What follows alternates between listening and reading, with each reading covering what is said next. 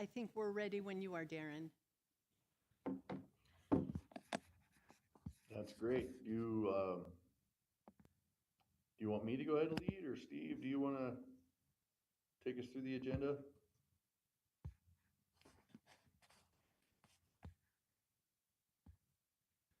I'm just hoping, I'm just unsure about the Wi-Fi signal here. If I'm coming in loud and clear, I don't mind leading the meeting.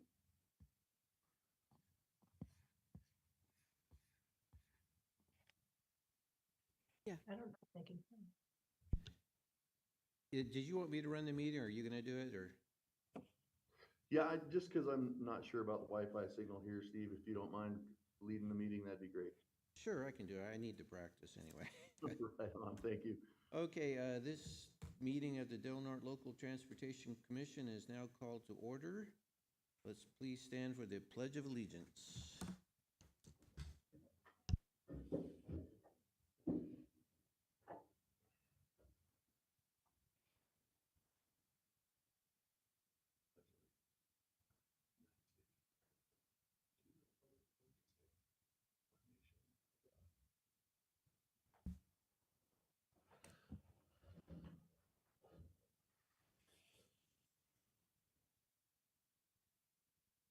Regarding matters on either on or off the agenda and within the Commission's jurisdiction may do so at this time. However, the Commission is not permitted to act on non-agenda items. Seeing no public or comments, so we will adjourn to the Policy Advisory Committee. We have one item on the consent agenda, and that's the minutes of April 7th, 2026. Any discussion? Do I have a motion to approve? I will move to approve consent agenda items.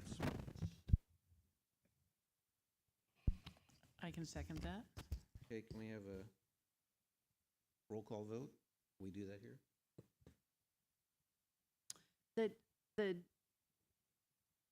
We can do a roll call vote. So, and we need to because Commissioner Short is on Zoom. So, Commissioner Borges, Yes. Commissioner Shamblin, Yes. Commissioner Short, Yes. Commissioner Tinkler. Yes.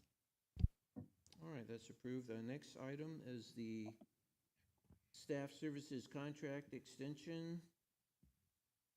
We have a recommendation by the chair to extend the staff services contract with Tamara Layton for 6 months from July 1st, 2026 to December 1st, 2026. I move that we approve the item B, the staff services contract extension. I second that. Roll call vote, please. Commissioner Borges, Yes. Commissioner Shamblin, Yes. Commissioner Tinkler, Yes. Policy Advisory Member Allstrand. I don't know that I vote on this. No, it'd just be Darren. The other one, I guess. Well, it's under Policy and Administrative. It's a contract. You can abstain from voting. I'll abstain. I Okay. don't typically vote on those contracting. Thank you. And Chairman Short? Yes. Okay, next item, procurement services contract with Regional Analysis and Planning Services. The recommendation is by vote to authorize the chair to execute a contract with Regional Analysis and Planning Services for $8,500 plus travel costs if needed. Any discussion? Yes, I do have a little bit to add to that. Through Tasha helping me out here, we need to also provide a document for justification for being a sole source. So while I'm still wishing that this will move forward, I just wanted the commission to understand that depending on whether or not Caltrans agrees with the justification for this being a sole source, we may have to come back and visit this again and attempt to get three consultant sources, bids from three consultant sources. So just wanted you to be aware of that. I am currently working with Tasha, and she's helping me get through that justification document. So just wanted you to be aware. Yeah, I was kind of curious why we had to go out and get some services. Or we're just thinking that we can't find anybody within California or wherever. It's going to be that hard to find qualified people?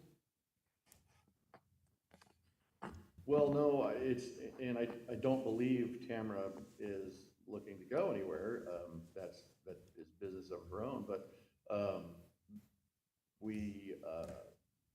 the consultant that we would use to create the request for proposals is, normally it's required that we get three different bids, and that's a rule of Caltrans. However, this contractor that we are looking to work with is an affiliate of the Association of Monterey Bay Area Governments, which is a government agency. So there is a caveat that we don't have to go out for three bids, and we can use them as a sole source, but that justification document has to be completed and approved through Caltrans.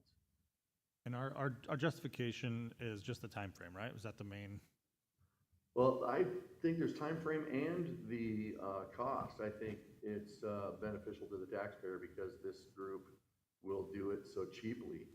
I think we all understand that anytime anybody says the word consultant, that there's a $30,000 price tag attached to it. You know, just making light of the situation. This group here that has experience doing this kind of procurement is going to do it for $8,500 plus travel costs, and I think that's a very good deal. So that's going to be also part of my justification as well. Okay, great. And I have excellent news. I just received the signed public interest finding from headquarters. So that has been approved. So very great. timely. Great news. Thank you, Tasha. Right on. Yeah. And I appreciate you helping me through that. Sure. That's great. Well, then with that, I will make a motion to approve item D, or item C, sorry. I will second that. Okay, before we do a vote, is there any public comment? All right, seeing none, can we have a roll call?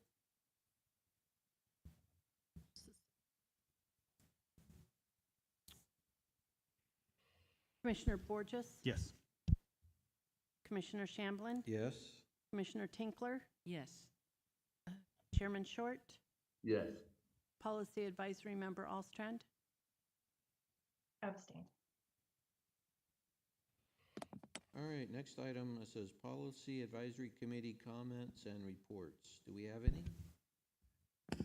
I do have a few reports that I was hoping to give. Sorry, my computer is freezing up. The first one is just a couple of funding opportunities. The 2026 Urban Greening Grant Program opened its concept proposal solicitation yesterday, May 4th. The Safe Streets for All call for applications will be closing on May 26th. Planning and supplemental planning applications for this program are only 2 to 3 pages, so it's not too late for those considering applying. And they're anticipating a late spring, early summer opening for the local HSIP, Highway Safety Improvement Program, which will also have increased funding capacity. And then US DOT FHWA may be releasing transportation-focused grant opportunities, so more to come on that soon. The US 197-199 STAA Highway Improvement Project, a project fact sheet has been created with a project overview, information about the 4-hour closures, one-way traffic delays, and information about how to plan your trips, and a map showing construction areas. And a new project website has also been developed with a lot more information. So I know We talked a bit about that at last month's meeting, so I'll be sure to share the fact sheet, which I think maybe Tamara already has, and also put a link in the chat to the new website. The Clean California monuments, the monuments are finished. We're still finalizing details for the ribbon cutting ceremonies, but we're happy to have your feedback from the last meeting to share. So we're working through those details. We have interest from really high ups with Caltrans and the agency we're trying to work with their schedules to bring important people to Del Norte County for that. So more on that to come as well. Caltrans District 1 Transportation Planning Open House will be hosting a public meeting called Our Transportation Future in Eureka on June 16th at the Aquatic Center from 5:30 to 7. It's open to the public, and we encourage people to engage with Caltrans on a wide variety of topics, including the high-level corridor planning for 101, the district transit plan, and funding opportunities. And so the flyer and more information on social media coming soon. And then I'd like to share my screen briefly to just talk about the Defensible Space Day that happened. Defensible Space Disposal Day that happened last weekend at the Del Norte County Fairgrounds. Some photos from the event. It was really successful. In the event, we accepted wood waste, branches, logs, stumps. Many people reported cutting brush and creating defensible space because they knew that this event would be happening. We're still tallying the statistics, but the preliminary numbers show that there were 285 total loads of material, an estimated 2,400 cubic yards, which is the equivalent of about 3 semi-trucks of material. And we're looking for feedback on the event from the community because that would help us gauge interest in hosting future similar events. It was a partnership with CAL FIRE. So that's all I have, but I thought I'd just also show the fact sheet for the STAA project while we're up here. It's 2 pages with a nice map, a QR code, and more information. So that's all I have today. Okay, any other comments or reports? So I just have, I guess, a couple comments or questions on what Tamara just said, or what was Tatiana just said. On the closures for 199, the 4-hour closures, what is the start date of that now? Because I heard it got pushed back some. It may have been pushed back. I'm not quite sure, but I can certainly get back to you. Okay. Unless it's on the website and I can find it real quick, but. It's not. I have a bit more information about that. Okay. And Okay. And it's very much a fluid thing. I've also heard late July, but I haven't seen that written or provided anywhere. Then I heard late May, and I heard it seems to be a very fluid thing. But Caltrans has promised to give us plenty of time of notice before the closures happen. I would say at a minimum 2 weeks. So if you're planning a trip, a travel, I'm still encouraging people in the community who have medical appointments on Tuesday, Wednesdays, and Thursdays in that on the other side of 199 in any one of those communities along, I-5, to schedule their appointments to accommodate a closure, even though we don't know when they're going to happen. Because we don't know when they're going to happen, we were originally, the assumption was that they were going to originally start happening yesterday, today, this first week in May. But when you read the Caltrans statement, that's actually a misinterpretation of the statement that they said some delays may start then, but they did not indicate the 4-hour closures will start then. So when you see the information, read it really carefully about delays versus 4-hour foreclosures. Yeah. Gotcha. And again, this will only be Tuesday, Wednesday, Thursday? Yes. Okay, great. And then on the brush collection, I've heard a lot of positives. People were so excited that happened. I didn't realize you could bring full stumps. I think I'll probably be there next year because I did not know that was a thing. So I think it was great. too. I think next year it'll probably be twice as much.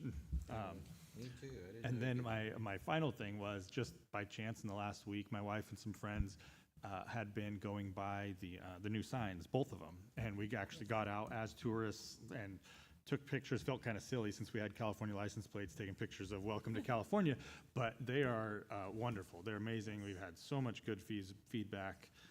So yeah, just super thrilled at those. They look wonderful. It's so fun even for a local. It is. It's amazing. My wife's in love with the little bears. She thinks they are the best. They're so great. Yeah. I was wondering, I was glad to hear that high-ups in California are interested, because I was wondering if, our state senators or even our governor was aware of how beautiful those are. I think it'd be great to kind of brag on them.